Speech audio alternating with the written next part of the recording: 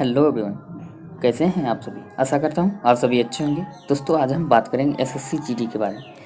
SSC GD जो vacancy आई हुई है 25,000 प्लस, उसके बारे में हम बात करेंगे। और वहीं बात करेंगे जितने भी क्वेश्चन एसएससी जीडी में पूछे जाते हैं सारे के सारे सीबीटी बेस्ड पैटर्न पर आधारित हैं। और वहीं बात करें इसमें जो है 50 क्वेश्चन का टेस्ट सीरीज चलाया जा रहा है, जो एग्जाम के दृष्टिकोण से बहुत ही महत्वपूर्ण है।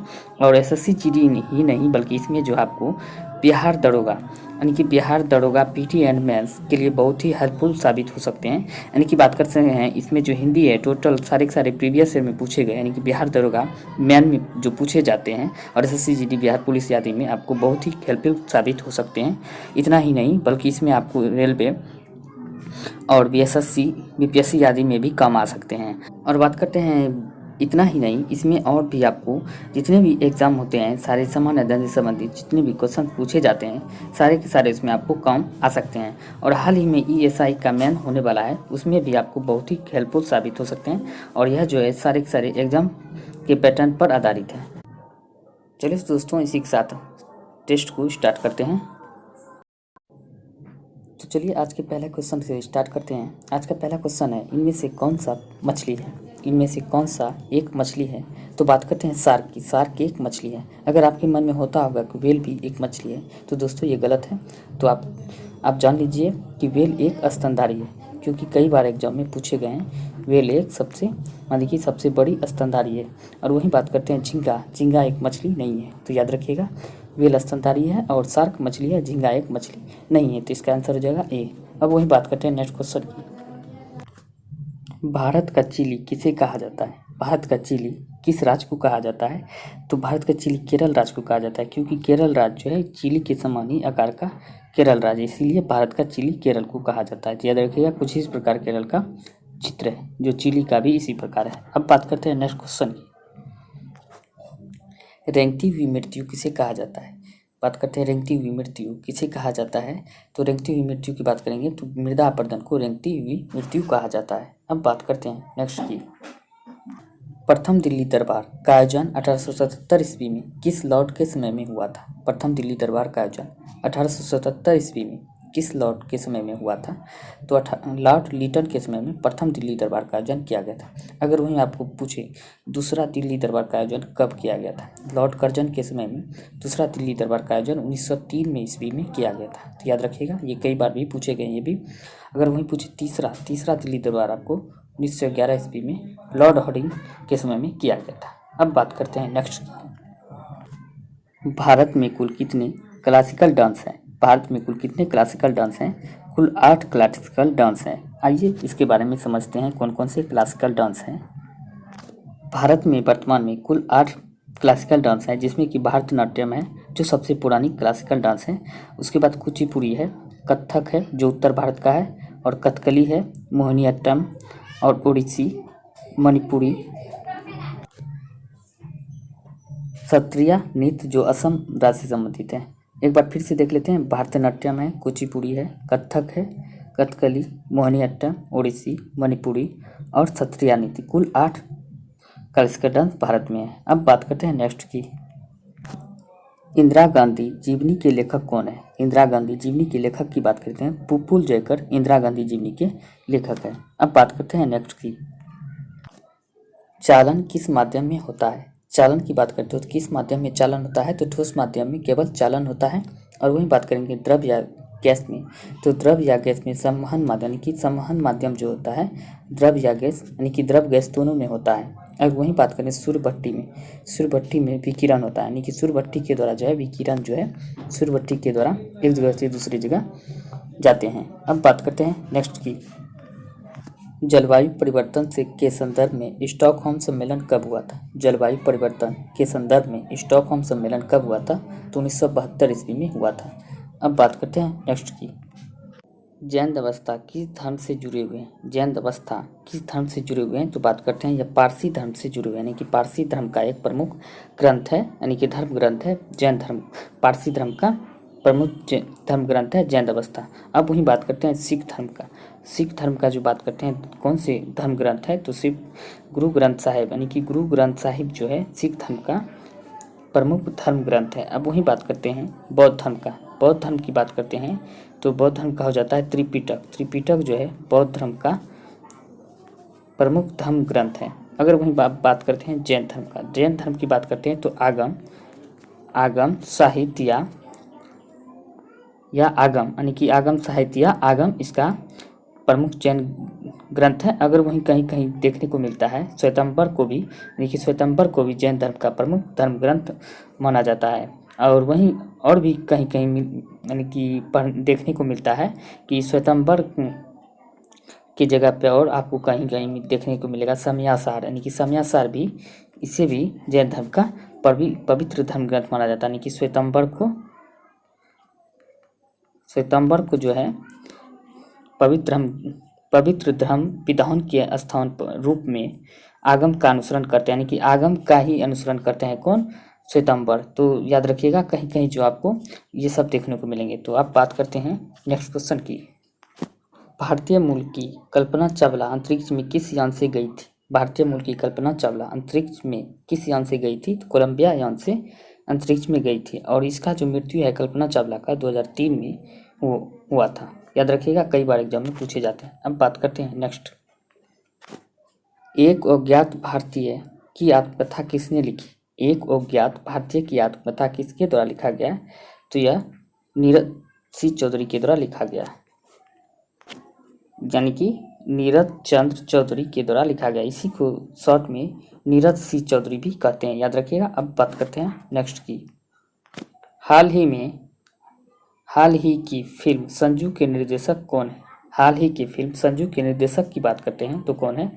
तो राजकुमार हिरानी जो है संजू फिल्म के निर्देशक है। अगर वहीं पूछे तो संजू फिल्म में किरदार यानी कि हीरो का रोल, एक्टर का रोल किसने निभाया था?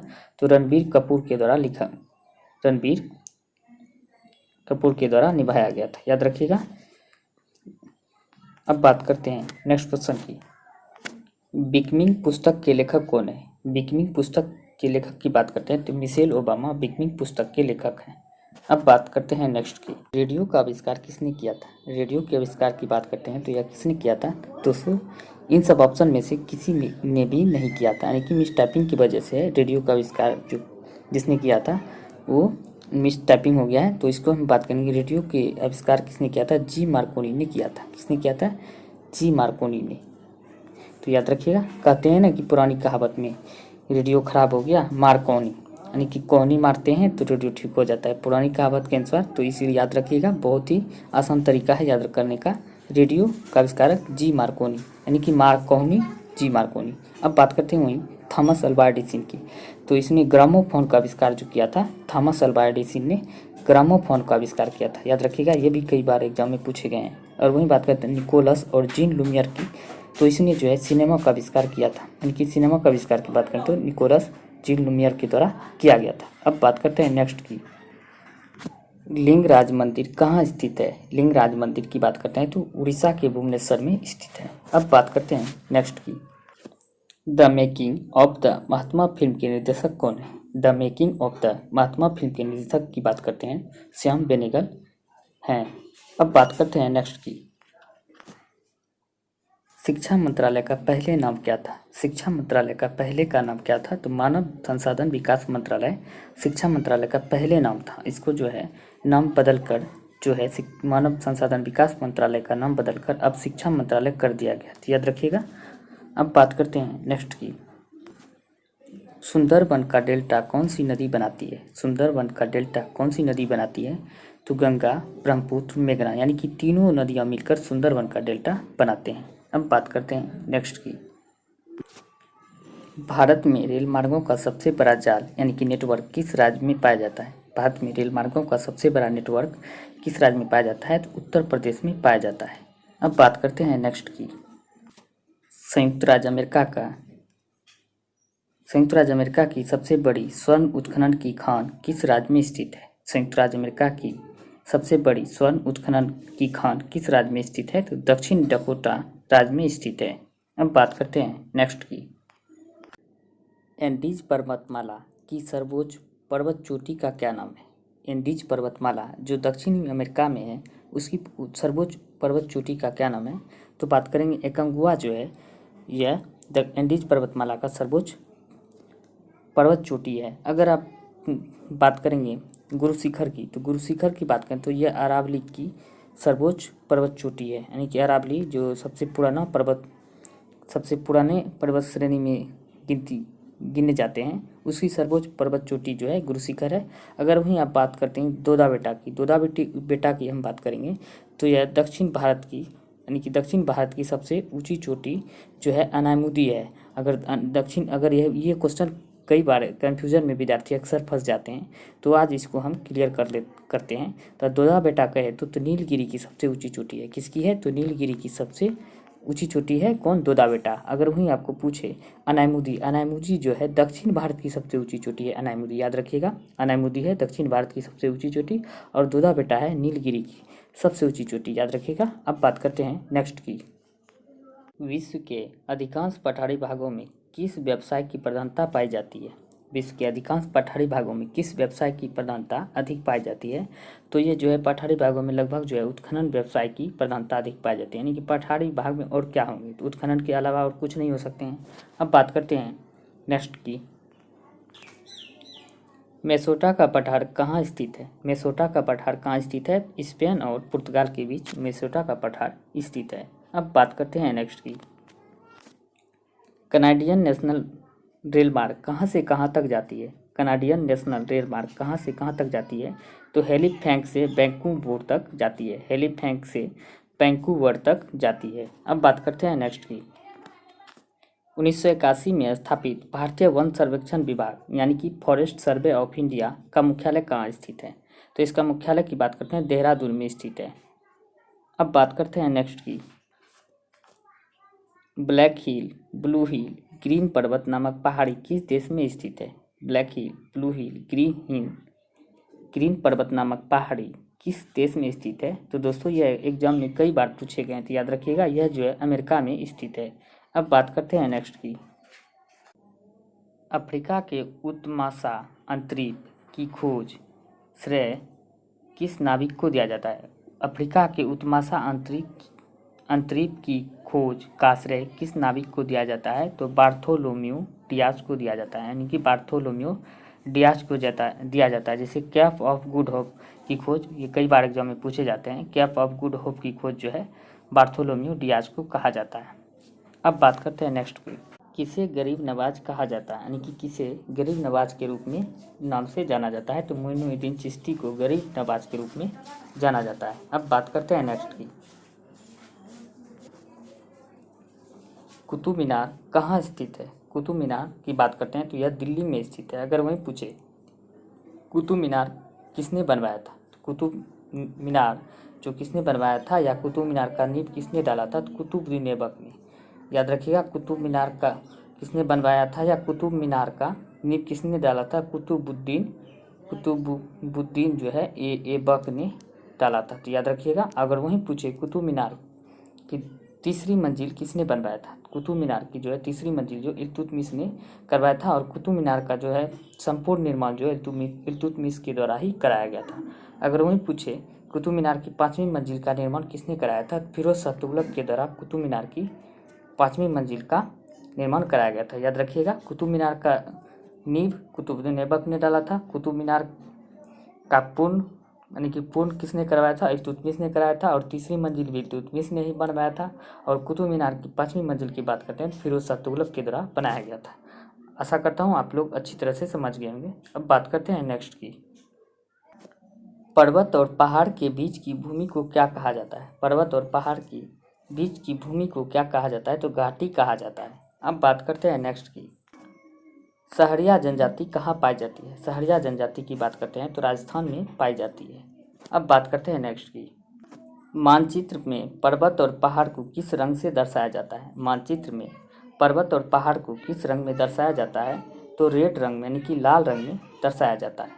अगर वहीं पूछे पानी को किस रंग में दर्शाया जाता है, तो पानी को ब्लू रंग में दर्शाया जाता है। और बात करते हैं वहीं नेक्स्ट क्वेश्चन की। सिल्क का सबसे बड़ा उत्पादक देश कौन सा है, सिल्क का सबसे बड़ा उत्पादक देश की बात करते हैं तो धोखेबाज चीन जो है यह विश्व पे सिल्क का सबसे बड़ा उत्पादक देश है। चावल में उत्पादन में चीन सबसे आगे है, और गेहूं के उत्पादन में भी चीन सबसे आगे है, और बात करते हैं भारत की, तो भारत जो है दूसरे नंबर पर चावल और गेहूं के उत्पादन में, लेकिन दूध उत्पादन में भारत विश्व में प्रथम स्थान पर है। अब बात करते हैं नेक्स्ट की। कारगिल युद्ध के समय पाकिस्तान का प्रधानमंत्री कौन था? कारगिल युद्ध के समय पाकिस्तान यानी कि धोखेबाज का प्रधानमंत्री उस समय कौन था? तो ये नवाज शरीफ जो था उस समय का प्रधानमंत्री था। इसी का देन है जो कारगिल युद्ध हुआ था भारत पाकिस्तान के बीच 1900 कब हुआ था? तो 1999 में हुआ था, याद रखिएगा। अब बात करते हैं नेक्स्ट की। भारत के राष्ट्रीय पक्षी मोर का वैज्ञानिक नाम क्या है? भारत के राष्ट्रीय पक्षी मोर का वैज्ञानिक नाम बात करते हैं पाबो क्रिस्टस जो है भारत के राष्ट्रीय पक्षी मोर का वैज्ञानिक नाम है। अगर वहीं बात करते हैं होमोसेपियंस, ये मानव का वैज्ञानिक नाम है होमोसेपियंस। और वहीं बात करते हैं फाइकस वैनगेलेंसिस, फाइकस वैनगेलेंसिस जो है किसका वैज्ञानिक नाम है? तो बरगद पेड़ का जो है वैज्ञानिक नाम है। तो अब बात करते हैं नेक्स्ट की। भारतीय राष्ट्रीय कांग्रेस की स्थापना कब हुआ था? भारतीय राष्ट्रीय कांग्रेस की स्थापना की बात करते हैं 1885 ईस्वी में हुआ था। और इस समय लॉर्ड कौन था? तो लॉर्ड डफरिन जो था इस समय लॉर्ड था, यानी कि भारतीय राष्ट्रीय कांग्रेस की स्थापना का श्रेय लॉर्ड डफरिन को ही जाता है। अब बात करते हैं नेक्स्ट की। कौन सी आकृति भूमिगत जल से बनती है? कौन सी आकृति भूमिगत जल से बनती है? तो कास्ट वीडो जो है भूमिगत जल द्वारा बनाई गई स्थलाकृति होती है या आकृति होती है। अब वही बात करते हैं लोयस, यह पवनों द्वारा बनाई गई जो है आकृति। लोयस जो पवनों द्वारा यानी कि उड़ाकर लाई गई धूलकण मिट्टी से जो बना आकृति होती है उसे लोयस कहते हैं, याद रखिएगा। ये भी कई बार एग्जाम में पूछे गए हैं। अब बात करते हैं नेक्स्ट की। संप्रीति युद्धाभ्यास किन दो देशों के बीच होता है? संप्रीति युद्धाभ्यास की बात करते हैं तो भारत और बांग्लादेश के बीच होता है, यानी कि भारत ने जो है प्रीत लगाई किससे? शेख हसीना से। शेख हसीना कौन है? तो बांग्लादेश के प्रधानमंत्री है। भारत ने शेख हसीना से प्रीत लगाई, यानी कि संप्रीति भारत और बांग्लादेश के बीच, याद रखिएगा, बहुत ही मोस्ट इंपॉर्टेंट हो जाते हैं। अगर वहीं बात करते हैं और भी युद्धाभ्यास की, भारत और ब्रिटेन के बीच कौन सा युद्धाभ्यास होता है? तो इसके बीच जो होता है,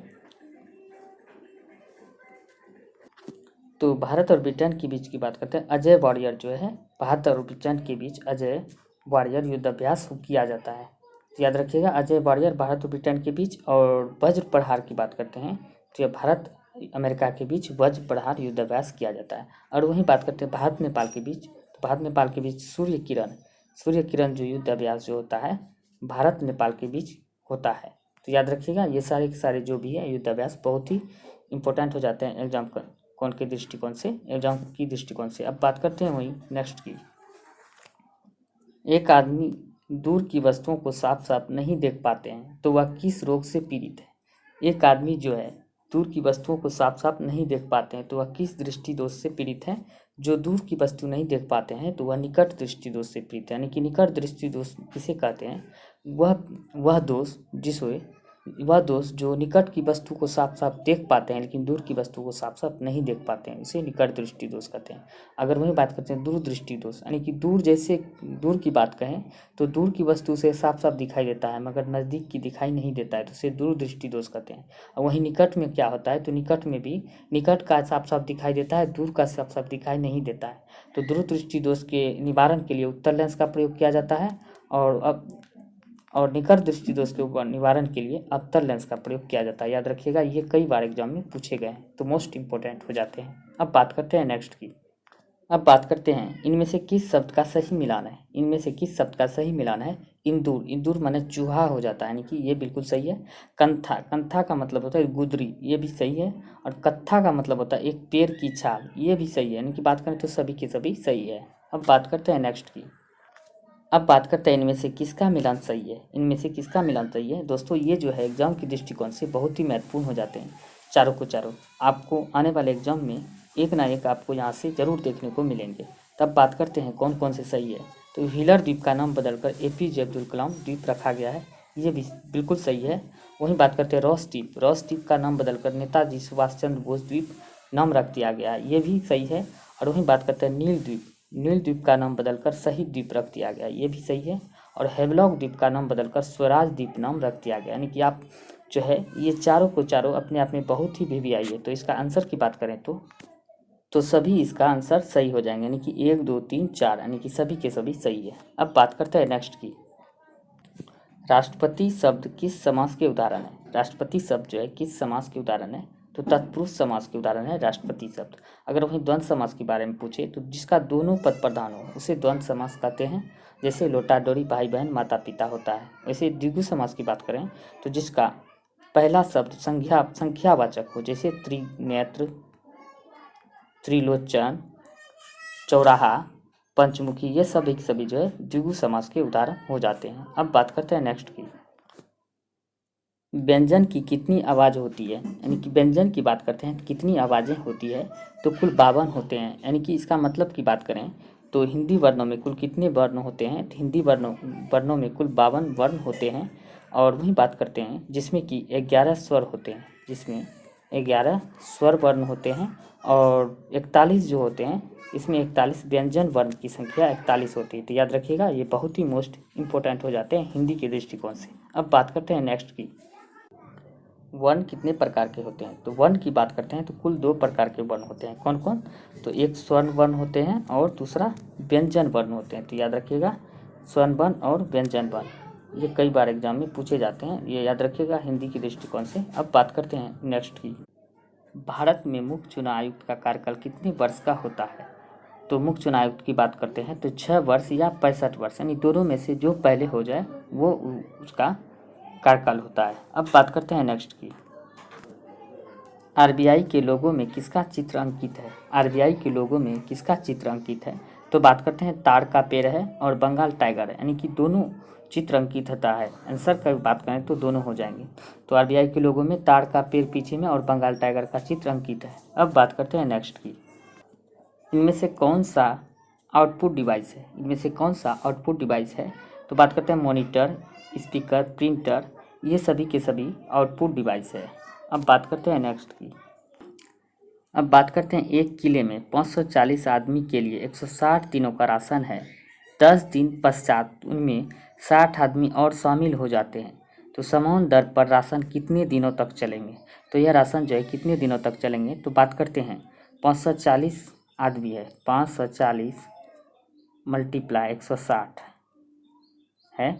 अब वही बात करते हैं कि 10 दिन पश्चात 60 आदमी और चलाते हैं, तो 540 पश्चात ये नहीं, बात करते हैं 540 है मल्टीप्लाई, तब क्या कर रहा है 10 दिन के पश्चात, यानी 10 दिन के पश्चात आते हैं तो 150 हो जाएगा। 10 दिन इसमें घटा देंगे और बात करेंगे इसमें बटा कितना आदमी और आ जाते हैं, 60 आदमी और शामिल हो जाते हैं, तो 600 इसका कुल हो जाते हैं। यानी कि शामिल करेंगे 540 में 60 जोड़ देंगे, 600 हो जाएगा। अब इसको कटा देंगे, 15 चौके 60, अब इसको कटा देंगे, कितना हो जाएगा 135 दिन निकल कर आ जाएंगे। तो याद रखिएगा ये 135 दिन हो जाएंगे। तो अब कैसे बनाए हैं? तो सबसे पहले हम बात करेंगे 540 आदमी है ही, तो 540 मल्टीप्लाई कर दिए हैं और उसके बाद जो है यहाँ कह रहा है कि 160 दिनों का राशन है, तो 10 दिन पश्चात यानी कि 10 दिन के बाद ना आया है तो इसको इसमें घटा देंगे, तो कितना हुआ 150 हो गया। अब कह रहा है कि पश्चात 60 आदमी और शामिल हो जाते हैं, 540 पहले से था, 60 और आ जाते हैं, तो इसको इसमें जोड़ देंगे तो 600 कुल 600 हो गया।